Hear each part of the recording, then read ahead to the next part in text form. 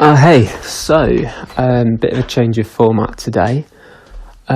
Basically, I've just watched part 3 of the show quiz, and honestly, it was a truly phenomenal series. I really enjoyed it. Honestly, I've never really seen television as good, as gripping as that. I've just watched part 3 right now, just before I'm recording this, and I have to say, really gripped me. I was thinking, the show bit's finished now. It's just going to be an hour of them in cut. It might be a bit boring, but honestly, really gripping. Invested from start to finish. Loved every second of it. And if anything, it did make me a bit emotional towards the end, really, because, he's seeing everything that he's going through. Because it's stuff I remember reading about how people would cough in his face, and the thing with his dog, the incident with his dog. And there was another case, I think someone actually threw a bag of vomit at him once. And, truly disgusting things. In fact, the whole thing even brought him to the brink of suicide because of all the abuse that he was getting. It cost him his job and that. And it was quite emotional to sort of see that playing out on the screen. Something that I've not really made much of a secret about in the past is that I do truly believe, and have always believed, that he is innocent. I actually have always thought that he didn't actually conspire to cheat and take the £1 million. Okay, so maybe that's a little bit of an exaggeration. So one of the things that really got me into the show actually was the whole case and the whole thing. And the only thing that I had on it, the only thing that I could see that was based around it, was the Martin Bashir documentary, Major Fraud. And the way that that's edited, the way it's put together, makes him look guilty as sin. So whenever I'm always commenting on videos, no, he didn't do it, I'm sure he didn't do it, the replies are, you're an idiot, he obviously did it, it's so obvious, watch the documentary, it's obvious he did it, it's so obvious that he did it. And I'm just trying to think, well, you've only seen one side of the argument. You've only seen the side that ITV and Celador have put together to convince you of the fact that, yes, he did try and steal the money. Make sure you don't do that. And, watching that, I became obsessed with it. I watched it over and over again. I loved it. It was a brilliant programme, brilliant documentary. And I, like everyone else, agreed with the storyline it was trying to portray. Yeah, he did do it. It's so obvious. It wasn't until around, say, 2015, I watched a special episode of Weakest Link, which had him and his wife, Charles and Diana, as contestants.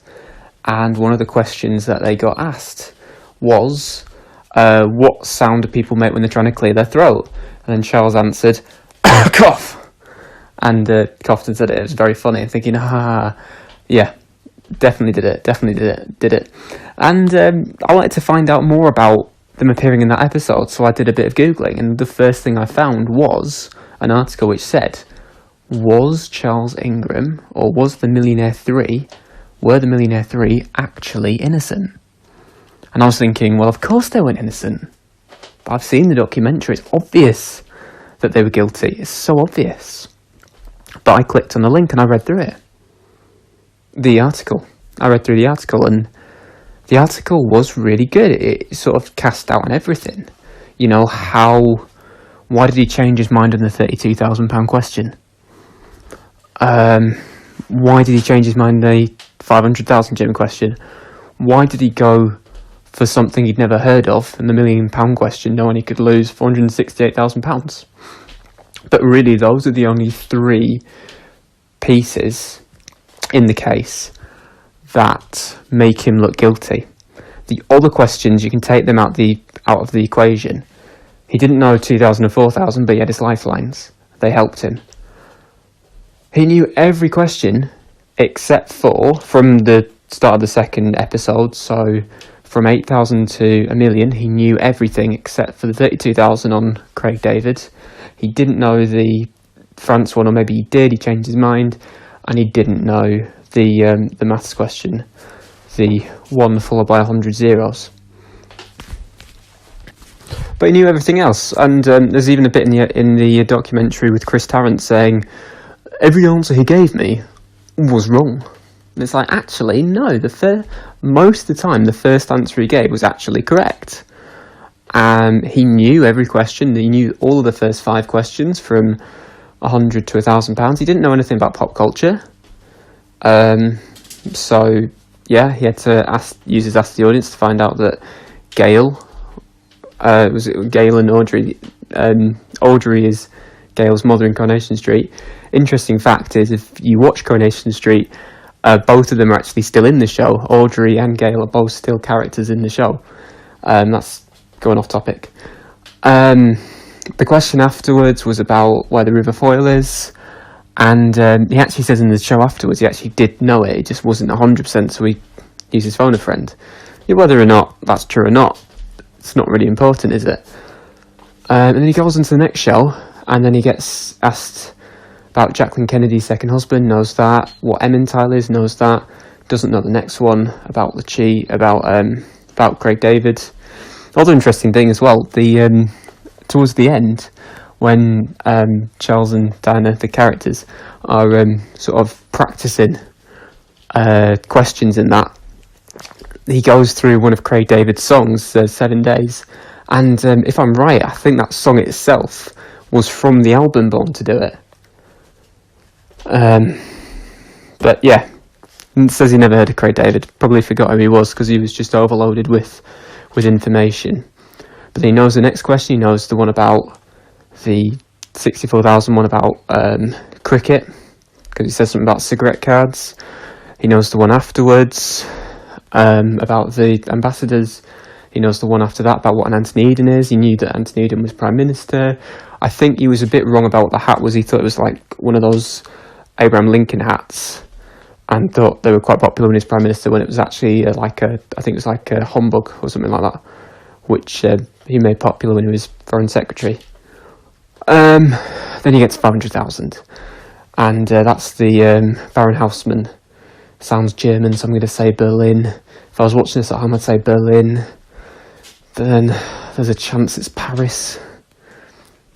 I mean, I think I know nothing about who this Baron Haussmann person was, so I can't comment on how this is. Maybe he knew a little bit around it, and then that's what convinced me to change his mind. And then the last question, number 1 followed by 100 zeros, said never heard of a Google, but went for that because he was able to rule out the other 3. And I actually believe that in the end, that he was able to rule out, because I think what the other ones, I think you've got like an animal, which he thinks it could be, but then I think he rules out Gigabit, Megatron, I think the others, and then I think he's able to sort of rule them out as well. Like myself, I have a degree in maths, so I know a little bit about numbers. He himself had a degree in engineering, so he should have that mathematical knowledge as well, I suppose, and sort of know that background behind the numbers. And I think in 2001, the Google search engine, maybe that helped to shape his mind. I know for me, if I was in the chair and I was asked that question, because I didn't know it the first time I saw it, but then I was quite young when I watched the documentary. I do remember Google search engine used to have, I mean, it's not spelt the same, but you've got when you go to the bottom of the page and you're sort of navigating between everything, you've got, it says Google, and you've got all these O's.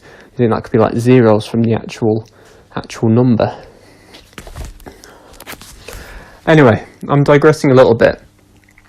The person that wrote the article wanted to speak to him, and he declined. Because I think by that time, he's sick of journalists. But the one thing is, he has always maintained, Charles Ingram has always maintained that he's innocent. He will not confess to doing it. Okay? And as you saw at the end of the drama, there was a journalist who offered him £650,000 for the confession. Now, if he was guilty, I would assume a guilty person would be like, fine, I'll hold my hands up. Yep, I did do it. Give me that £650,000. Heck, if I was in that position, I was innocent myself, but I've been convicted, and this person's going to offer me £650,000. Bear in mind that he's lost his job, and he's got all these debts to pay on top of that. I might just do a confession myself, just because it's like, well, that's a lot of money, and that's going to keep me afloat, because I think what he's having to do, because it's like him and his wife, they make jewellery now at a fair, and that's the only way they can make money, because no one will hire them. And he said himself in interviews that he can't get a job anywhere, because as soon as something's going right, people recognise him, people know who he is, and they won't give him the job. Anyway, after reading that, I was a bit, after reading the article, I was a little bit, I thought he was guilty, maybe not. I believe I watched the documentary again, but this time I was much more sceptical. I was so much more sceptical because of reading the article instead of the way I'd been watching it before. 100% convinced he's so obviously guilty. I watched it again, I'm very, very sceptical. In fact, I can't bring myself to watch it anymore, just because I just think it's one of the most abhorrent programmes ever made, just because of the way that every little bit, everything, every part of that documentary is to say, he is so guilty, he is so guilty. And as I said, he was convicted for it. The jury did find him guilty. So, in the eyes of the law, yes, he is guilty. Do I believe, and did I believe at that point, he was guilty beyond reasonable doubt? No, I wasn't. And as I said, very sceptical watching it that second time. Not second time. No, this will probably been, I can't even tell you how many times I've watched it before. I was obsessed with it. But I'd never watched it behind sceptical eyes before. And it just changed everything for me. And as I said, I can't bring myself to watch it again, just because, I don't think it exists anymore on YouTube. But it's just, I just don't think he's guilty. I don't agree with the narrative.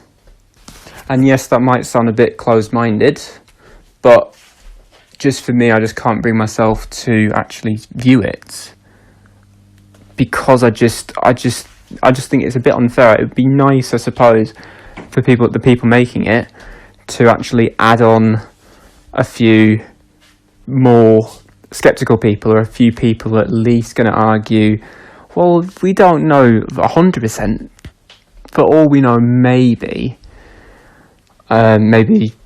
he just guessed, or something like that. Just something at least that doesn't suggest the 100% guiltiness, because that is why. Because as I said, I make Millionaire parody videos, so I'd say that I'm part of a bit of a Millionaire community. So I do speak to a lot of people within that community, who are all interested in the show. And even on some of my videos, I see people put in stuff like, quick, someone coughs the answer. Haha, very funny. And just things like that. And, I do speak to people about that. And every time I speak to someone about the Ingram case, everybody gets back to me. He's guilty. He's guilty. It's so obvious he's done it. So obvious he did it. But for me personally, at this point, I'm still sceptical. And I kept looking for more articles that might suggest he's innocent. I couldn't find them. I just couldn't find them. I don't think it was until a bit later that I looked again. I tried to re-find that original article. And in it, something I missed was a link to another article written by a man called James Plaskett. So I looked at that. Now, James Plaskett himself has written a book. Now, for anyone who, I suppose if you found this video on my channel, you've probably subscribed to me, as though most of the content I do happens to be related to the show Who Wants to Be a Millionaire, so I can imagine that you are interested in the show Who Wants to Be a Millionaire, and if you are, then I urge you, it costs £5, but get this book. This is such an interesting book, not just because it argues that he's innocent, but it gives you so much background behind the show itself, which the TV show did as well. It gave you a lot of background behind the show Millionaire, how it was made, how it was originally something like Cash Mountain or something like that. Not very good pilot, really bad, but then they changed the title and they sort of made it a bit better, and it turned it into a hit where it got millions and millions of viewers every week. Now, something that James Plaskett did, not only did he write the book, which, as I said, is such a good book, I do urge you to read it. And if you're not interested in the Ingram trial, or you are convinced he's guilty and you don't want to know otherwise, I'd still urge you to get the book. You know, you can just skip the stuff. He doesn't even mention Charles Ingram until later on in the book. The first part of the book is all about the history of the show. It's really interesting. And then I did stop reading it a few times because, you know, he'd talk about different contestants. He'd talk about one contestant who threw his £32,000 cheque across the floor and Chris Tarrant's furious at him. So I stopped reading it, tried to find the clip, watch the clip. You know, it is a really interesting book, really, really interesting, and I do urge you to read it. As I've seen a lot of people saying that they're a bit disappointed that the quiz series was so short, like they could have really got more out of it. Well, if you want more, read the book. The book itself, though, isn't as balanced as a TV show. So the TV programme, I suppose, was a bit more balanced, as you know, it had to be. Because the thing is, I have to say, you know, even though I'm adamant that he's innocent, I still, you know, there's still a small chance in my eyes that he could have done it. And I'm sure that's the same for the author, James Plaskett. I'm sure there's still that niggling doubt. I mean, if you had to ask me right now, if I was a juror, I would definitely say innocent. I would definitely say not convicting. Don't convict him. And you say he was found guilty by a jury. Now, the jury verdict was 10-2. So in the UK, the way that trials work is the jury has to reach a unanimous verdict of either guilty or not guilty. But if they fail to reach that, then a majority verdict will do. And they did have to go to majority verdict. So a couple of the jurors were in doubt. And again, 10 jurors still thought he did it, so it's not really good evidence, but it's not as obvious, I suppose, if you've got a couple of jurors that aren't sure and will not convict.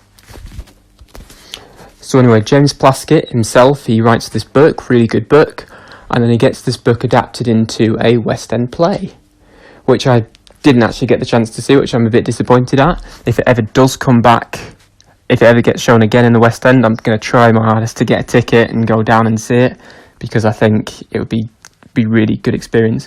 And something in that West End play is you were allowed, as the audience, you were allowed to vote at the end guilty or not guilty. I think on most nights guilty won, but I think on a few nights innocent won. And bearing in mind that most people, I'd say 90 to 95% of people coming in to see that play, if not more, would be absolutely convinced that he was guilty, just like most of you, I'm sure, before you watched the TV show, would have been convinced he was guilty. The fact that innocent on some nights won, I think, you know, just shows the doubt that it puts in a lot of people's minds. Like, when I read the article for the first time, I wasn't convinced straight away. I thought it was an interesting article, but yes, police still did it.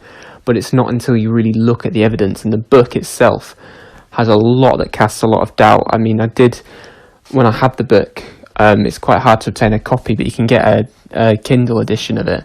But like when I had the book, you know, I kept stopping, I kept sort of highlighting the different bits, because it was like different bits. I think I must have highlighted about 20, 30 different pages of worth of material that really does cast doubt on his guilt. Now, something that I've done myself in the past is I've made Millionaire parody shows that I put on my YouTube channel. And it's something I started doing all the way back in 2009, believe it or not. After watching another YouTuber, SegaSonic63 was another YouTuber who did his own Millionaire parody series, and after watching that, I decided to have a go at making my own.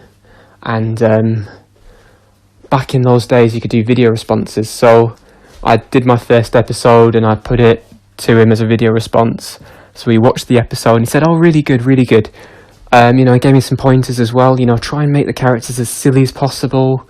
You know, try and make the questions as silly as possible. Remember, it's supposed to be a parody show. Try and make it funny. That's something I did.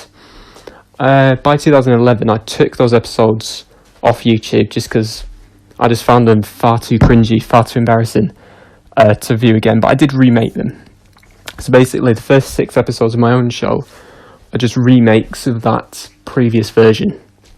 I mean, even now, sort of watching back the first series, so anything from episode 1 to episode 2015 or so, whatever, anything from 2011 to 2012, I do still find a little bit cringy to watch back, but then again, I was a bit younger when I made them. But, I mean, I'm not going to take them down, and because I know that a lot of people still enjoy them. But the point I'm trying to make is, there was one episode that I was going to do, which was going to be a parody of the whole Charles Ingram case. So I had a contestant, I think it was called something like John Milton, and basically the idea was John Milton was going to be a bit of an idiot, plays the role of a contestant. His wife is a woman called Sylvia, who had appeared in the show before, and Sylvia does appear in an early episode as well, because I was going to make my own documentary based around major fraud. So the joke, I think, was going to be that John Milton himself, there's actually a famous poet called John Milton, but I just randomly picked the name out of thin air. Anyway, John Milton, what does he do? He's a miner. He works in mines and he gets coal and stuff. And based on the fact that a gem is worth much less than £1, the joke of the exchange rate, the documentary is going to be called Minor Fraud, as a play on major fraud. So I thought it would have been quite funny. The questions themselves were going to be parodies of the questions that Charles Ingram got. And I'll put the pictures here so you can see questions he was going to face. So, for instance, Gustav Eiffel constructed a Tarrant which city? Well, Gustav sounds like a German name, but eventually goes for France. As I said, he's a bit of an idiot. He doesn't know any of the answers. He needs the help of a cough from another contestant called Harry or something. And Harry's the contestant that was due to appear next. And in that episode, there's a load of confetti on the floor. Why is that? Why is there confetti on the floor? There have been no millionaires. Or maybe there has been. Maybe there were some irregularities. There was another contestant who'd won it, but they're not showing it. So it's to sort of get a bit of curiosity out of everybody. So that was going to be the joke. And it's something I never actually got around to doing. And honestly, I'm really glad I never did it, because, as I said, now being as convinced I am that Charles Ingram himself wasn't guilty, I'd have had to have got rid of it anyway. I was, however, planning on doing it when I was sort of reading those articles and looking into it and still a bit convinced. I could have gone either way. So what I was thinking of then doing was doing a parody of it, where it's so obvious that he's actually innocent, but the producers themselves try and turn it on him, because they don't want to give away a million gems. They can't afford to give away a million gems. So instead of coughing, the accomplice sneezes. So every time John gives the correct answer, the accomplice decides to sneeze. Well, doesn't decide to sneeze, because as we all know, sneezing is involuntary. So I tried to record myself sneezing. Unfortunately, sneezing sounds too much like coughing for it to be convincing, so we didn't go with that in the end. And as I said, again, I'm glad I didn't do it. And to be quite honest, I'm never going to do it. But if anyone is interested, I will leave the questions that he would have had, so you at least get to experience that side of it.